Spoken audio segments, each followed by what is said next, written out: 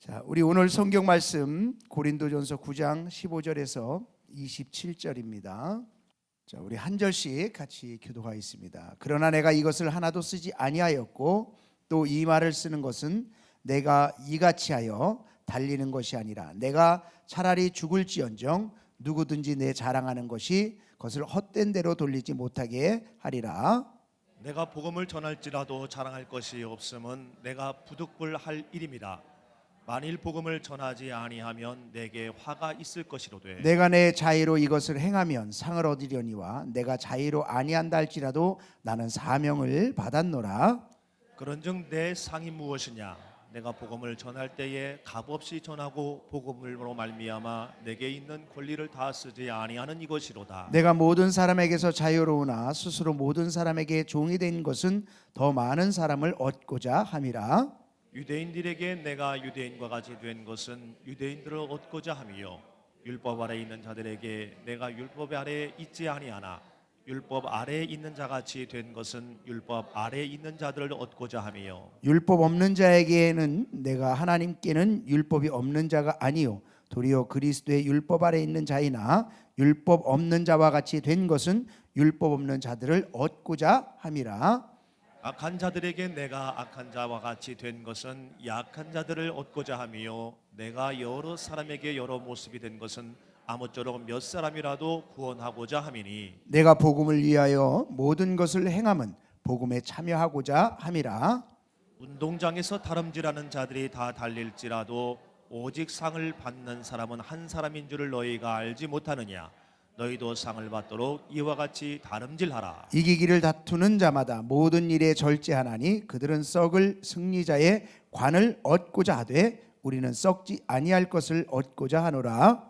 그러므로 나는 다름질하기를 향방 없는 것 같이 아니하고 싸우기를 허공을 치는 것 같이 아니하며 같이 합독합니다. 내가 내 몸을 쳐 복종하게 함은 내가 남에게 전파한 후에 자신이 도리어 버림을 당할까 두려워함이로다. 아멘. 기도하겠습니다. 하나님, 이 시간 드린 예물을 위해서 기도합니다. 2014년도를 보내며 또 2015년을 맞이하며 우리가 송구영신 특별 새벽 기도회를 시작하며 오늘 첫날을 하나님 앞에 드립니다. 정말 지난 시간들을 돌이켜보며 아버지 하나님 안에서 잘 정리될 수 있는 귀한 시간 되게 주께서 도와 주시옵소서. 이 시간 하나님 앞에 정성껏 준비한 예물을 주님 기억하시고 축복하셔서 정말 하나님 앞에 마음의 소원을 담아 기도하고 아버지 하나님 앞에 정말 정성을 다하며 마음을 드린 예물이에 하나님께서 축사하셔서 2015년도에 하나님이 주시는 놀라운 축복의 역사가 마음껏 일어날 수 있도록 은혜를 베풀어 주시옵소서. 오늘도 귀한 말씀을 통해서 우리에게 하나님의 세미한 음성을 들려주시길 원하옵고 예수님의 이름으로 간절히 축복하며 기도하옵나이다. 아멘.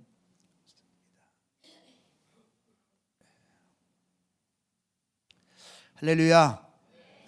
꼭 주일 예배를 드리는 것 같은데요. 너무 감사합니다. 오늘 말씀의 16절을 보면 내가 부득불할 일임이라 라는 말씀이 눈에 들어왔습니다. 그래서 이 말씀을 보면서 사도 바울은 왜 자신이 하는 일을 부득불할 일이라고 표현하고 있을까를 묵상해 보았습니다. 성경을 찾아보니까 성경이 아니라 이 사전을 찾아보니까 이 부득불이라는 단어의 뜻이 부사로 하지 아니할 수 없어 또는 내 마음이 내키지 아니하나 마지 못하여 라는 뜻으로 이렇게 나와 있더라고요. 그러니까 뭐뭐 하지 않을 수 없다라는 것은 두 번이나 부정이 들어가서 강한 긍정이 되는 그런 단어입니다. 그러니까 나는 천생 태어난 게 이렇게 할 수밖에 없어. 나는 이 일을 위해서 천생 태어났어. 이런 뜻이에요. 그러니까 사도 바울은 내가 지금 하고 있는 이 일은 정말 하늘에서 나는 이 일을 위해서 태어난 거야. 이 일을 위해서 나는 이 땅에 태어나서 나는 이 일을 하는 거야. 이게 천생 내가 할 일이야라고 이야기를 하고 있는 것입니다. 그러니까 사도 바울은 자신이 복음을 전하는 것을 위해서 이 땅에 아주 태어난 사람처럼 자신의 이야기를 분명히 하고 있는 것이거든요. 저는 이 말씀을 곰곰이 생각하면서 하나님 앞에 이런 기도를 했습니다. 하나님, 왜 한 해를 마무리하는 이 특별 새벽 기도회에 이 말씀을 주십니까? 라고 질문을 했습니다.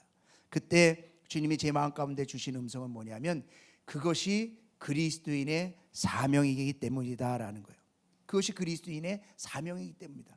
그래서 저는 다시 하나님 앞에 질문했습니다. 하나님, 각자에게 은사가 다르고 사명이 다른 것 아닙니까? 사도 바울은 그런 사명이었지만 다른 사람들은 다 사명이 다르지 않습니까?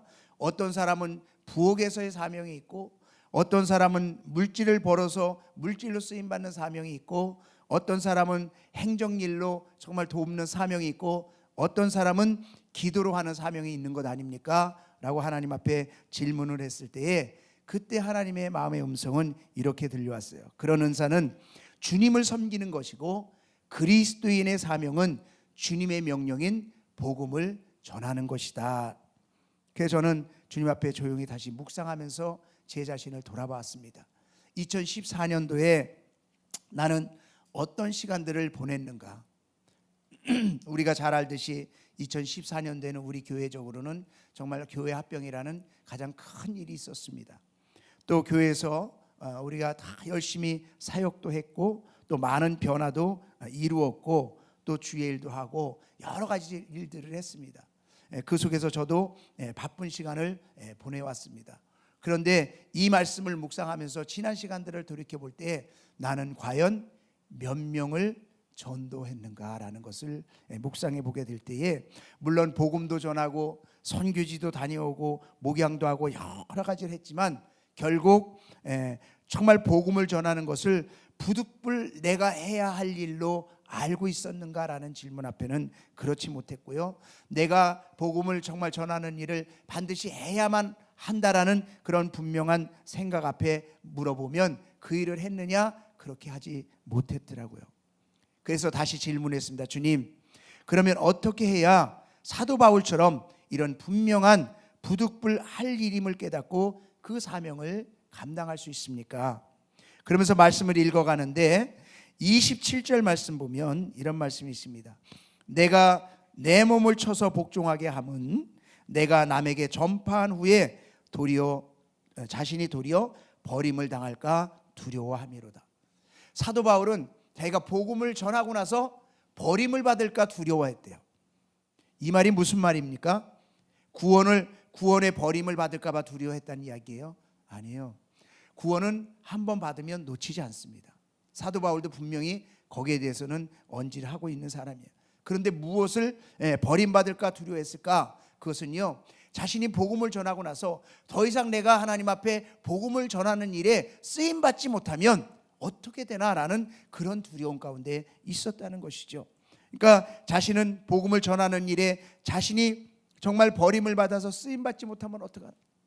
내가 다시는 복음을 전하지 못하면 어떡하나? 이 사명을 하나님께서 내게 주셨는데 내가 이것을 감당하지 못하면 어떡하나? 라는 그런 정말 마음의 두려움이 있었기 때문에 이 일을 감당할 수 있었다는 것입니다.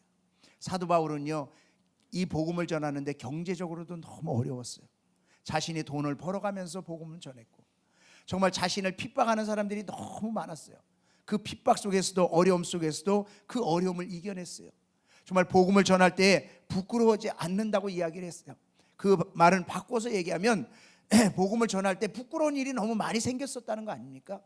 그러니까 사도 바울은 그런 것들을 많이 겪었는데 어떻게 그런 것들을 극복할 수 있었을까를 보면서 정말 묵상하면서 깨달은 것이 뭐냐면 내게 이 복음을 전하는 것을 내가 정말 하나님 앞에 더 이상 쓰임받지 못하면 어떻게 할까라는 그런 두려움이 그에게 있었기 때문에 그는 복음을 전하는 사명을 감당할 수 있었다는 거예요.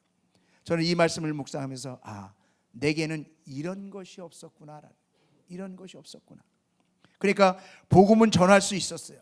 그런데 전할 수 있어서 전하면 땡큐고 못 전하면 많은 거고, 내가 정말 천국은 가지만 다른 사람 굳이 천국 가야 된다고 그렇게 내가 발벗고 나서서 돌아다니면서 그렇게 복음은 전하지는 못했더라고. 가만히 생각해 보니까 내가 얼마나 이기주의적인 삶을 살았는지. 그러니까 교회 안에서 너무 편안하게 그러니까 나만 신앙생활 잘하고 나만 천국 가면 된다라고 하는 그런 이기주의적인 것이 내 안에 너무 많이 있었다는 것을 발견하게 되었습니다. 그러면서 하나님의 말씀을 보는데 사도 바울은 19절에 내가 모든 사람에게 자유로우나 스스로 모든 사람에게 종이 된 것은 더 많은 사람들을 얻고자 함이라. 그러면서 다른 말씀들을 보면 유대인에게는 내가 유대인처럼 됐고 이방인에게는 내가 이방인처럼 됐고 약한 사람에게는 내가 약한 사람처럼 된 것은 결국 많은 사람을 얻기 위해서 내 스스로가 종이 되었다라는 거예요. 이 모습을 보면 참 사도 바울은 굉장히 위대합니다. 저하고는 비교가 안 돼요. 그래서 저는 하나님 앞에 이렇게 질문했습니다. 하나님, 그래서 사도 바울은 위대한 것 아닙니까? 그래서 저와는 다른 것 아닙니까? 저는 저 정도는 할 수 없는 것 아닙니까? 라고 질문을 하는데 왠지 내 스스로가 피해가는 그런 느낌이었어요. 뭔가 이 위기를 빠져나가려고 하는 그런 느낌이었어요.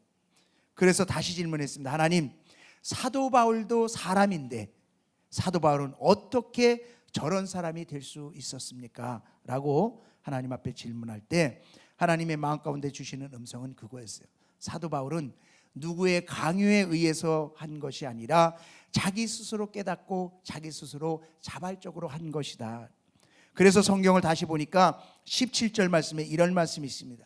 내가 자의로 이것을 행하면 상을 얻으려니와 내가 자의로 아니한다 할지라도 나는 사명을 받았노라. 자신은 누가 시켜서 하는 것이 아니라 내가 이것을 자의로 하는 것인데 자의로 하지 않는다 할지라도 나는 사명을 받았다라는 거예요. 내가 태어날 때부터 하나님으로부터 나는 사명을 받은 자이기 때문에 나는 내 스스로가 이것을 감당해야 된다. 누가 시키지도 않았는데 그것을 자기 스스로가 기뻐서 그렇게 행한다는 것입니다. 그래서 이거는 내가 당연히 해야 할 거다. 태어날 때부터 받은 것이고 내가 죽을 때까지 해야 할 일이, 내가 이것을 쓰임 받지 못할까 봐 내가 두렵다라는 거예요. 그래서 사도 바울은 그렇게 생명을 걸고 열심히 복음을 전할 수 있었구나라는 것을 깨닫게 되었습니다. 여러분, 우리가 교회에서 전도합시다. 행복한 초청잔치, 우리가 그 영혼을 위해서 기도합시다. 또 결혼했으니까 그 사람에게 뭔가 작정을 하고 기도하고 또 우리가 잉태해서 그 사람을 문자하고 연락하고 뭔가 합시다 라고 할 때에 우리 마음 안에는 무거운 생각이 들어오지요. 내가 이걸 어떻게 하나? 전도 다른 거 차라리 시켜주지. 교회 청소하라는 걸 하면 열심히 할 수 있을 텐데, 뭔가 다른 거 시켜주면 열심히 할 수 있을 텐데 이런 것 어떻게 하나라는 마음의 부담감이 올 수 있습니다. 하지만 정말 주님이 내게 부탁한 것이고 내가 부득불해야 할 일이라고 내가 생각되어지면, 깨달아지면 어떨까요? 내 스스로가 할 수 있지 않을까요? 저는 이 말씀을 묵상하면서 그래, 내가 정말 전도하려고 생각했던 그 사람에게 내가 오늘 연락을 해야 되겠구나, 내가 뭔가 그 사람과 시도를 해야 되겠구나, 이런 마음을 다시 한번 갖게 되었습니다. 우리가 2014년도 오늘하고 내일 모레 3일 동안 송구 특별 새벽 기도를 진행합니다.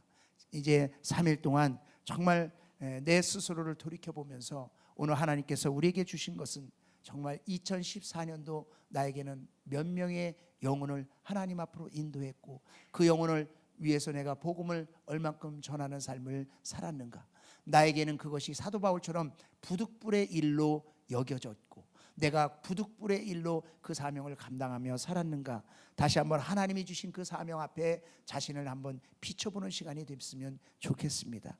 그리고 정말 내가 이제는 복음 전파를 위해서 내가 부득불 할 일이라는 사실 앞에 내가 그 사명을 감당하며 살아야 되겠다라는 새로운 결단이 있는 귀한 시간이 되기를 주의 이름으로 축원합니다.